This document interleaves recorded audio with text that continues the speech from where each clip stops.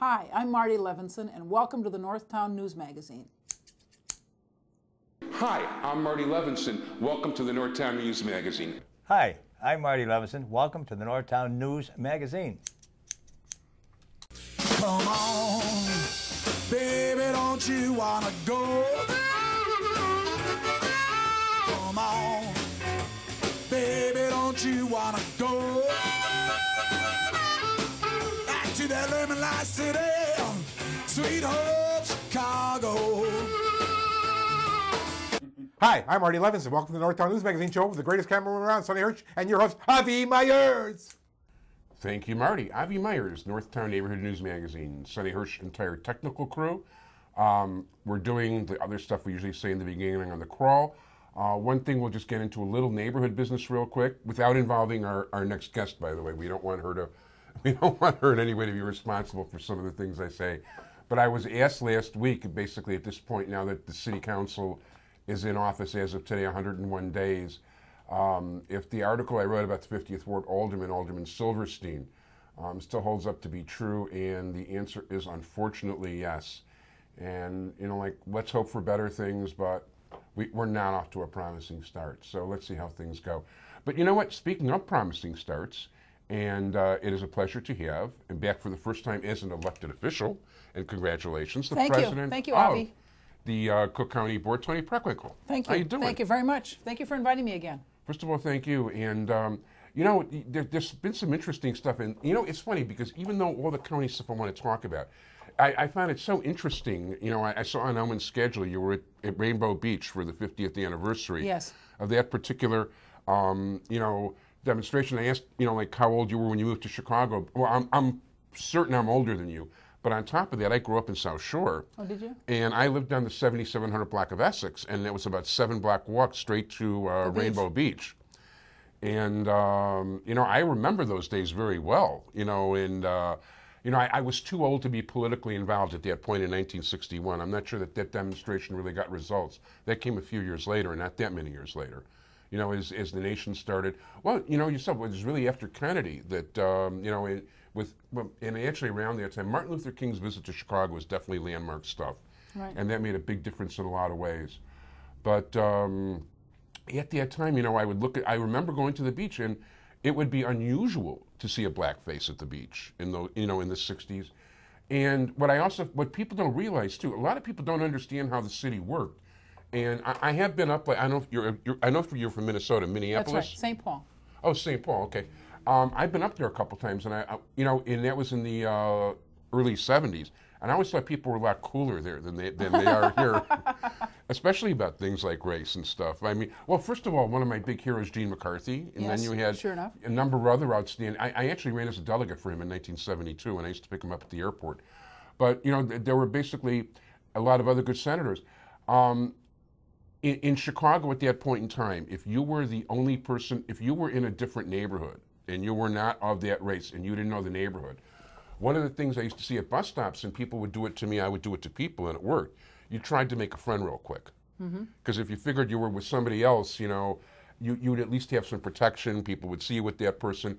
Because unlike there's a different kind of violence today. In those days, it might just be a bunch of, without mentioning a specific denomination, might have been Catholic kids that didn't like Jewish kids. It might have been somebody of a certain denomination that didn't like black people or whatever, or just general people. It's definitely, when people talk about what happened then, it was different. I mean, I'd like to think that some progress has definitely been made in some areas. There's still progress that needs to be made in others, but it's a different situation, and I think it's hard for people to understand exactly what things were like then, because there was much more fear on the part of people in those days. And not only that, it's like, you really didn't see. I mean, things were much more segregated than they are now. But you know what, that's my own soapbox on that. But I just, just bring up memories of Rainbow Beach. You know what, one of the things I really found interesting is, and it's really not exactly your department, but you made a statement that the war on drugs, 40 years worth, and I agree totally, is a failure. Do you have any ideas of what we should do or what we can do, or? Well, Avi spoke to comments that I made in May at an anti-war on drugs rally. And what I suggested is that we've treated a real social ill, that is addiction, as a criminal justice issue rather than a public health issue. And we've got to figure out how to help people who are addicts or who are substance abusers and help them get treatment rather than detain them in jail. Because what we're doing is spending an incredible amount of money in this country on, and for the county, it's $143 a day to keep somebody in jail. Wow. $143. I wish my personal budget was that high. I know. Listen, we could all do with $142 a day, right? So we spend almost $500 million on the jail every year. And most of the people who are there, 70% of the people who are there are for low-level, nonviolent offenses. Nonviolent offenses. So they're not, they're not people who are out hitting people on the heads or shooting at people. They're people who are there for property crimes. They're people who are there for driving under the influence. They're people who are there for low-level drug offenses. When I talked to the new superintendent, McCarthy, about this issue of trying to do something about people who have 10 grams or less of marijuana because they get arrested, sometimes they spend 5 to 21 days in jail, and then their case is dismissed because the judges routinely throw out these low-level drug cases. I said, what are we going to do? He said, well, it's not just the low-level drug cases. People who need money for drugs often are burglars, or they're shoplifters, or they're prostitutes, because that's the way in which they can get quick money for their drugs. So what we've got to do in this country is figure out how we're going to deal with substance abuse differently than we have in the past, which is just sort of lock them up. We've got to figure out how we can help people deal with their addiction so that they're not engaged in petty crimes and prostitution and burglaries to support their drug habits. And those who have low-level amounts of a drug like marijuana are not clogging up our judicial system. Yeah, I very much agree. And, I'll tell you a personal story. Well, first of all, if I'm not mistaken, more than 60% of the crime is a result of drugs. And there's no question. And I've talked to people like state's attorneys and high police officials, always off the air, though. Right. They don't want to say these things on the air, about, like decriminalizing much of this in order to, because the system doesn't work. I was in the printing business in the 80s. The one smart thing I did when I started Jewish Chicago as a monthly magazine was I bought my own typesetting equipment. So when Jewish Chicago was not making money, I was doing other people's stuff. So I got involved in printing also. I got involved with the printer, and I knew that whoever went to work for the printer as a pressman, I needed to be really nice to them because there were times I needed them to work overtime to meet deadlines, all the rest of it. So one guy really appreciated the fact that I was getting him all this work and all the rest of it. And he said to me, it's like, hey, it's my time to do something nice for you. And I thought he said, I'll take you out for a shot and a Coke. Well, we took a ride, and the next thing I know, I'm in a shooting den. And he meant a shot of Coke. And there were a whole group of people sitting around a couch and a few chairs on the side, and they were home for the day, and they were basically talking about what they did that day to be able to score. And some people, one guy was wearing this big heavy coat and was, shoplifting. He was putting as much as he could inside the coat.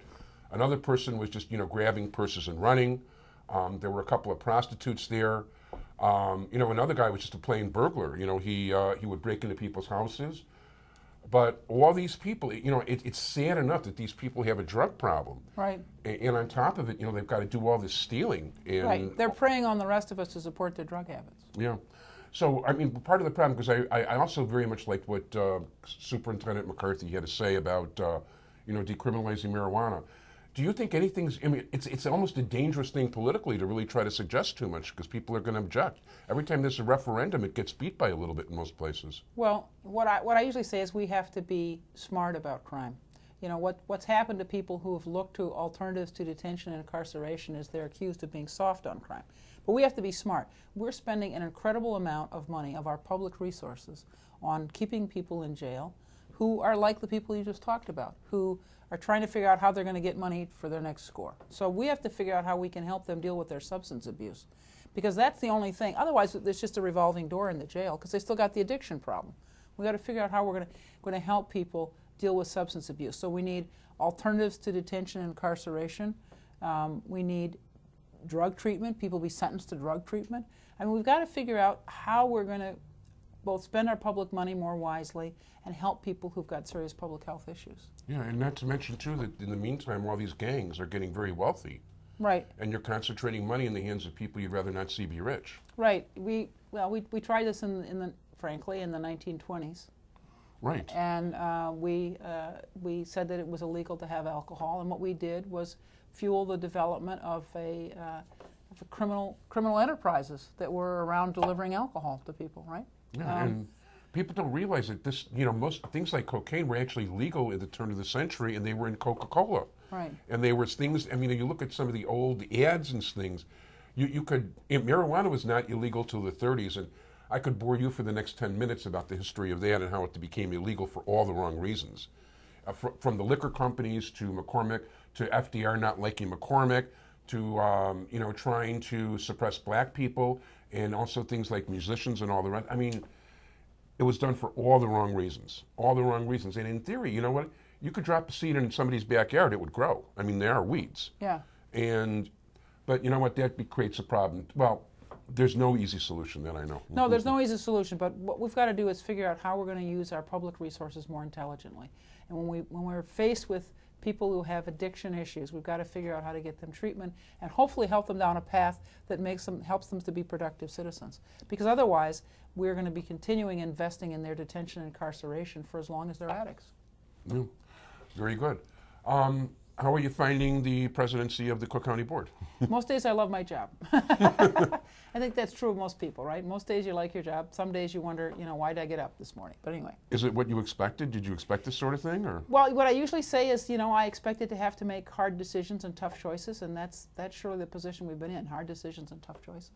Okay. And no, there's no question you had to make a lot of hard choices, particularly about the budget. Right. Right. We walked in the door. We had a $3.1 billion budget and a $487 million gap to close. So we struggled for those first 2 months to try to put a budget together. We came in office on December 6th, which was the beginning of our first quarter. So this time we're going to try to get the budget done by the end of November so that we start the next fiscal year with a budget in place.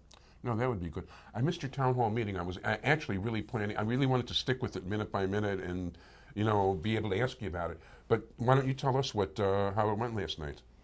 Well, for the first time, we had a internet town hall meeting, and my budget director, Andrea Gibson, and my chief of staff, Kurt Summers, were there with me, and we answered questions posed to us over the internet. And Commissioner John Fritchie, who is the chair of our technology committee, was the moderator. So we talked about the budget, we talked about public health issues, we talked about technology. So we had a conversation with whoever happened to tweet us or message us. And you got a lot of responses, or? I think we had a total of a couple hundred people on and off. I don't know whether that's good or bad. I don't know. I couldn't tell you either. We're online on YouTube, but we don't gauge that kind of thing. Oh, I do want to thank. Before I forget, I want to thank Owen Kilmer, who I made the arrangements with to get you on the show. I want to thank Sam, who your Samira Jolly, who's my scheduler, yeah. Yeah, she's very good, and she jiggled the schedule just right. And Calvin Popa brought you here Yes, today. thank you. So, there's a lot of people that do work to get these things happening. And for those of you who are watching, we do 3-4 shows in a day. And for us to juggle everybody and all these important people that have schedules, you know what? I know you've got something to do with 3 and you're running late already to get here. That's right, that's right. So, it's a lot of work to try to get things to work and to get things on topic. Is there a particular pet cause you have right now that interests you more than anything, or? Well, 2/3 of the county's money goes either to health care or criminal justice. A little less than 1/3 to health care, a little more than 1/3 to criminal justice. So what I usually say is I'd be a fool if I didn't pay attention to those two issues. On the health care side, we have some real challenges because we have a system which people use by default. If you didn't have insurance or you were underinsured, you knew you could always go to the county clinics and the county hospital. But what's going to happen in 2014 is more people are going to have insurance. They'll be mandated to have insurance, or they'll be eligible for an expanded Medicaid program, which presently serves low-income individuals and their families. So where are people going to go when they have insurance and have a choice? Will they continue to use our public health care system? Will we be competitive in that new environment? And that's the real struggle for us over the next several years, putting ourselves in a position where we're the healthcare entity of choice for people. And on the criminal justice side, as I said, we have... One comment I'd like to make about that, when my mom in in the late 90s was in intensive care for quite a while at Weiss Hospital, which is the University of Chicago Hospital. In intensive care, you've got really good people generally working, especially at a hospital like that. And there were a couple of the nurses that were so fed up with the insurance companies that they actually applied to county hospital because they just wanted to be able to take care of people without all the red tape and all the nonsense. Right. Well, we have a healthcare system in which insurance companies are deeply and heavily involved, and that has made it difficult for us to make changes in our healthcare system. So that's one part of it, healthcare. The other part is criminal justice. On a daily basis, we have 8,500 to 9,000 people in the jail, and as I said earlier, Avi, that's at a cost of $142.80, $143 rounded up a day. So we're making an incredible investment in detaining people, and most of those people are nonviolent offenders, and many of them have substance abuse problems. Yeah, it's unfortunate. It really is. Yeah. Well, those are the challenges we face as a county. How to get our healthcare system ready for 2014 and national healthcare reform, and how to help people who have substance abuse issues get on a better path and not just leave them in the jail, and how to help our criminal justice system look at alternatives to incarceration, alternatives to detention, so that if we're going to invest money in these folks, we're investing in their treatment and helping them be more productive and not just warehousing them. Now, you've got a very varied batch of people who are heads of, be it Tom Dart or Anita Alvarez or Dorothy Brown. I mean, you've got, and not to mention, what is it, 17 commissioners? Right. I'm the chief executive of the county. We have 17 members of our legislative body, which is the Board of Commissioners. And then there are 11 other separately elected officials. So in Cook County, we separately elect a recorder of deeds, a clerk of the court, the state's attorney, the sheriff, the assessor, 3 members of the Board of Review, and the chief judge. I mean, we have 11 separate, I may not have gotten all 11 of them, but 11 separately elected officials. So while you're the chief executive, you've got to work with these 11 other separately elected officials and secure their cooperation as you prepare your budget and try to move forward an agenda. How are you finding that? Well, it started out a little rocky, but we have been working on our relationships ever since, and we're facing another tough budget year. Again, more hard choices. This is not a surprise. We're about $315 million down in our budget this year, better than last year, but still a gap to close. And on the city side, it's about double that. So, these are tough times for government at whatever level you have to work. Are you involved at all with public transportation, or that's a separate department? No, the Chicago Transit Authority, well, I take that back. The Chicago Transit Authority is, operates in some of our suburbs, but it's mostly a city transit system. I make appointments to the Metro Board. Metro, of course, is the rail system that serves both the city and our suburbs. And then PACE is the suburban bus system.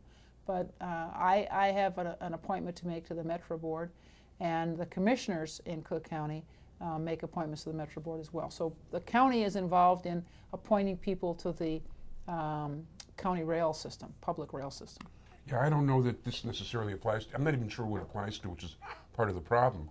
But for those of us who live near like the border of the city, and I'm a public transportation person. I mean, if I want to take a combination of, let's say, CTA and Metro to get somewhere, once upon a time there was a joint PS that you could have like on a 1-day basis or a 3-day basis to be able to use the CTA and PACE. Now everything's separate, everything's on its own different entity. I know, the legislature, and I can't remember the date by which they have to make the change, but the legislature mandated in its last session that PACE and Metro and the CTA develop a common fare system so that people could move from one system to the other seamlessly. Because as you point out now, you've got to get a CTA pass and then a Metro pass and then I don't know, PACE pass if you're going to use all those systems for one ride. Yeah, my wallet gets thick and then I have to have a zip card pass because that doesn't always work either. So, in any event, I didn't realize that the Board of Review was under you. I never thought about that. It's a county office, and so those members, the 3 of them, are part of county government as well.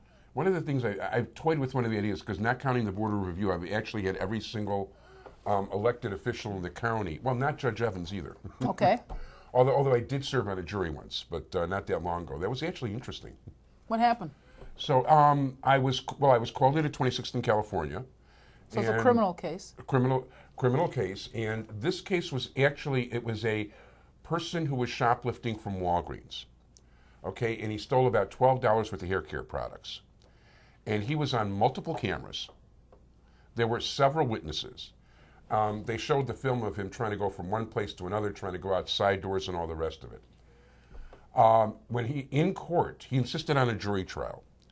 And he insisted on being his own lawyer. He was not a well person. No, he was not a well person at all. And as a matter of fact, if I would have mentioned the fact that I was chairman of my CAPS beat, he probably would have tossed me off the jury, because there were a lot of police officers that day in the jury pool. So the judge was Diane Cannon, and that's the name I'm not going to forget because I like the movie star. Right, right. But she was a very good judge, and you know, the jury selection took a while, but they were able to finish the case in one day, and everybody came to the conclusion that he was guilty. It was pretty clear. One of the sad things too is that he was wearing the same clothes in court that he wore at Walgreens, so it's pretty apparent that he had been in county jail for the past 75 days or so. For a $12 shoplifting case. And he probably wanted to be there. But he's still, the trial and all the rest of it. After we ruled he was guilty, the judge came back to the jury room afterwards to thank us and told us that the last time he asked for a jury trial, they let him go. And, you know, I don't know the exact circumstances, but she said there were eyewitnesses. She told us that it was his 33rd offense that he's you know, been charged with, you know, in court. And she was just amazed that the court beforehand had, you know, let him go. That was my first time seeing life. Was he sentenced to time served or what? You know what? I don't really know what he was sentenced to because that didn't happen in front of us. Okay. So I couldn't really tell you what happened or whether he was out. And at this point, I don't remember his name anymore. Right. But I do remember it was an all-day deal. I think we left about 7 o'clock at night.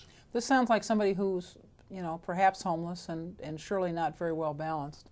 And this is somebody who needs some help other than being in the jail. That's exactly right. I would agree with that 100%. You know, and that's our problem. Do we have places for people who, you know, suffer from mental illness, or, you know, this person was homeless? If they had the same clothes on they did at Walgreens, you know, they had no family to bring them different clothes or whatever. You know what I mean? Right. I do. This is an indication of some serious issues that go beyond $12 shoplifting. Yeah. By the way, in terms of, you know, one thing I've got to say is especially when you're a writer, especially young, you've got to do a million other jobs for money. Right. So among the things, by the way, I actually worked in a halfway house for mentally ill people in Uptown. Right. Well, basically, 119 of the 120 people there were diagnosed as paranoid schizophrenic. Schizophrenia. Schizophrenia is a terrible disease, yeah. Yeah. But you know what? Right now, as an example, the house next door to me, there's 8 women. They're developmentally disabled. There's more and more things in a neighborhood. But, you know, there's pros and cons to that also. For instance, that house is now off the tax base. Right. You know, I don't really know that they're, you know, the women are harmless. I mean, they're like little children. Right. There's a difference between developmental disabilities, which we used to call mental retardation, right, and somebody who's schizophrenic, who can be a danger to themselves sometimes or other people. Oh, very dangerous. That place in Uptown wound up getting shut down by the mental health department. I left after about 1.5 years, but some of the things I saw there I never want to see again. And, oh, by the way, in terms of criminal court also, I had a very short part-time job, and it's really cool that I can now look it up in the Chicago Public Library. But I went to Columbia College. Hank DeZutter was the head of the journalism department, was also head of the department at Malcolm X. Right, he's very famous. Yeah, I like Hank. Hank was a lot of fun. And there's stories I'd like to tell you on air about what a good guy he is, but I won't. But Hank actually got me like a part-time, you know, a short-term thing writing for the Daily Defender. So I was actually like the token white guy for a short period of time. On the Defender staff. Huh? This is in the mid-'70s. And I used, you know, I went down to 26th in California and wrote about things like grisly murder stories in drug court. And my first experience with drug court was like traffic court. It was unbelievable. I mean, but this is also 30-some years ago, so I'm dating myself. But, well, you know, I went to bond court recently, and it may not have been much different from your experience. And that is that the decisions were made just like this. Yeah. On liberty for people of, you know, and they were mostly black and brown young men who came into the court system, and they were mostly there for drug-related offenses. discouraging. Nobody, the day I was there, I think there were 52 cases in 90 minutes. Nobody was guilty.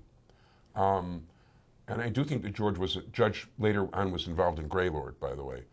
It was pretty obvious from one of the cases I saw. Not to mention, the one kid who almost became guilty was a kid who was smoking. He was like on a break from work. He was smoking a joint in the alley. The cops caught him. But he missed the original call for his name. And the judge almost put him in jail just for being late. But there was one guy in particular that was caught in possession of a large amount of heroin, was on probation for a large amount of heroin, and the judge goes, better be more careful next time. And that's discouraging, isn't it? that was, but hopefully, well, 35 years ago, this judge isn't there anymore, then I'm pretty sure. Right. But I think things are a little better. When the bailiffs try to tell me what was going on and try to help me, they were telling me that basically you can count the number of honest judges in this building at the time on the hand of three-finger Mordecai Brown. Ooh. Well, political appointments. Well, I think that our criminal justice system is in better shape than it was in those days, but we still have a lot of challenges, and they're more around the way in which, as I said, our laws are biased toward putting people in jail rather than trying to figure out what brought them into the criminal justice system and deal with that. Yeah, I think it's absolutely crazy that we have the largest percentage of people in jail of any country in the world. And you take a look at this country, and I just think people are tripping over their own feet. Well, yeah, I think people don't understand that. That's a fact that most people don't know. We have the highest percentage of people incarcerated in jails and in prisons of any country in the world. So that means any crazy place like China or Russia or, Bazurkistan or whatever, I like that name. That's Doonesbury, I think, Bazurkistan. Anyway, we have the highest number of percentage of people in jail and the largest number of people in jail. So we have both the highest percentage and the most people in jail.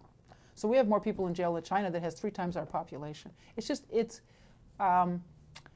very bad public policy, and it's a waste of public resources. And I think it also scars a lot of people who don't need the scarring in the first place. Right. It damages the individuals who come in contact with the criminal justice system, their families. Once you have a record, it's harder to get a job, support yourself and your family. And when a community has large numbers of people who've come in contact with the criminal justice system and come out as felons, that's very detrimental. And it's at tremendous cost to the rest of our taxpayers. So we got to, and that's why, frankly, I've begun to talk about this. Elected officials have to say, look, we tried this and it didn't work. So we're going to have to figure out what else we can do to deal with the tough issues that we face in this country, rather than simply saying for every offense, for everything that goes wrong, basically put them in jail, No, it doesn't make sense.